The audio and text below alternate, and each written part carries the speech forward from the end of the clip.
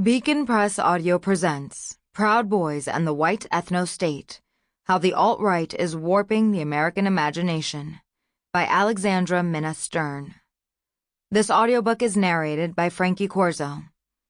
Published by Beacon Press Audio, 2019. Introduction. The New and Old of White Nationalism. In the summer of 2016, I was online doing some research on early 20th century eugenics and immigration restriction when I stumbled across the centenary edition of Madison Grant's The Passing of the Great Race. It was about 1 month after Donald Trump had won the Republican primary, and the prospect that someone who called Mexicans rapists, pushed birtherism, and demanded a massive border wall would become the next president of the United States seemed remote, if not impossible. As a scholar interested in the intersections of racial and reproductive politics, I was acutely aware of the history of white nationalism in America. I had studied and taught about organizations, old and new, such as the Immigration Restriction League, the Ku Klux Klan, and American Renaissance. Now eugenics was rearing its bigoted head in a celebratory reissue of a racist classic brought out by Astara Publications. This press was founded in 1999 to disseminate Arthur Kemp's March of the Titans, The Complete History of the White Race, its flagship work, which appeared in its 4th edition in 2011. This massive text, which seems geared to homeschoolers, proposes that a civilization rises and falls by its racial homogeneity and nothing else. As long as it maintains its racial homogeneity, it will last. If it loses its racial homogeneity and changes its racial makeup, it will fall or be replaced by a new culture. A little more online digging revealed that Astara, with its commitment to Eurocentric history, is one of a handful of publishing ventures that produces on-demand books with titles that scream Islamophobia and white supremacy and glorify Western civilization. According to its website, Astara is named after the old High German goddess of spring, Istra, who represents the rebirth and fertility of ancient Europe, a trope redolent of blood and soil nationalism. Astara easily fit the profile of a publisher that would make The Passing of the Great Race newly available to its readers. The first edition of this tendentious book aimed to rank European races in history as groups according to physical, mental, and personality traits, and proposed 3 European races: Teutonics or Nordics, Alpines, and Mediterraneans, anointing the first as the most advanced and comely. Beyond racist taxonomy, however, it sounded off eugenic warnings of the degenerate immigrant masses, of impending white race suicide, and of the disharmonies of miscegenation.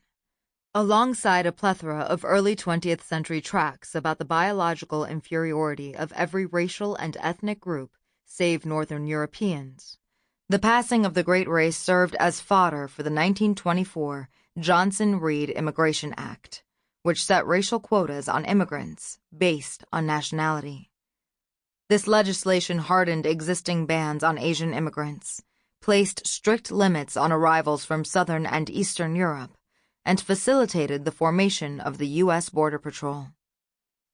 On the back cover of the centenary edition, Astara praises The Passing of the Great Race as a sweeping and classic study of racial anthropology and history that stands as a call to American whites to counter the dangers from both non-white and non-North Western European immigration. Today, white nationalists are updating this Eurocentric and xenophobic script. Indeed, Richard Spencer, who coined the term alt-right, is an adherent of Madison Grant. In a lengthy essay, Madison Grant and the American Nation, Spencer admires another one of Grant's books, The Conquest of a Continent, published in 1933, calling it a great history and a grand vision of biocultural struggle and evolution in which demography comes alive. The Conquest of a Continent recounts the story of how America became a Nordic country through a combination of individualism, Protestantism, uprightness, and the pioneer spirit. Unlike the passing of the Great Race, which Theodore Roosevelt called a capital book and had a large following, Conquest was panned by reviewers, who by the mid-1930s were looking askance at such unbridled racism. Now, more than 8 decades later, Spencer wants to rescue Grant's later work, lamenting what he views as the unfair dismissal of the book as blunder-headed eugenic thinking associated with the Third Reich. He commends Grant's entire corpus as a guiding compass for assessing racial degeneration in 21st century America, and a masterful model of how to deploy science to promote white nationalism. As it turns out, the rehabilitation of American eugenicists is a pastime of the alt-right.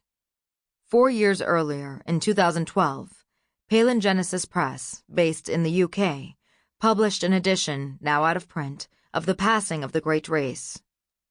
With a foreword written by Jared Taylor, the head of American Renaissance, an organization focused on so-called race realism and an entrenched pillar of white nationalism, Grant and his contemporary Lothrop Stoddard, author of The Rising Tide of Color Against White World Supremacy, 1920, are enduring darlings of the alt-right. The highbrow white nationalist webzine, Countercurrents Publishing, which also has a book publishing arm, annually commemorates Grant's birthday, lauding his multi-pronged white advocacy. In the words of Countercurrents, Grant was an American aristocrat and pioneering advocate of white racial preservationism, immigration restriction, eugenics, anti-miscegenation laws, and the conservation of wildlife and wilderness. Countercurrents praises Grant as an exemplary environmentalist who, alongside Stanford University's first president, David Starr Jordan, and Sacramento philanthropist Charles M. Gotha, were race realists and eugenicists.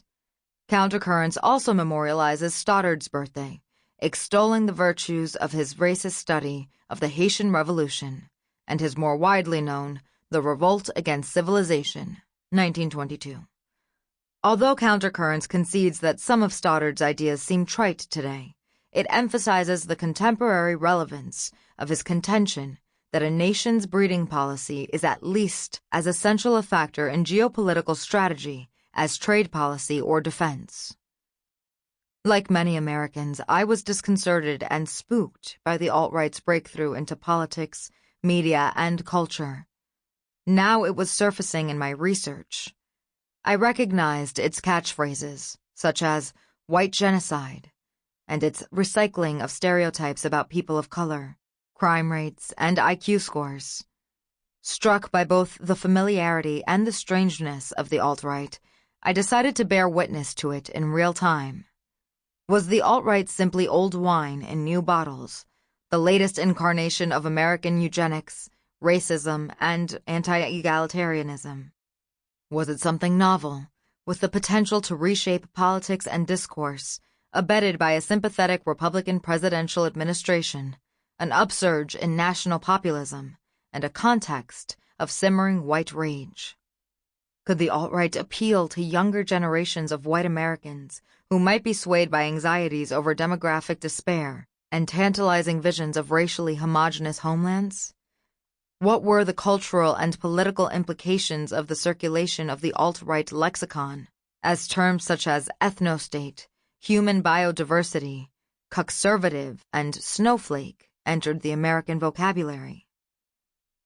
To answer these questions, I began to spend hours and hours online, taking deep dives in an ever-expanding sea of URLs, exploring sites such as Countercurrents, Radix Journal, and that of Austera Publications.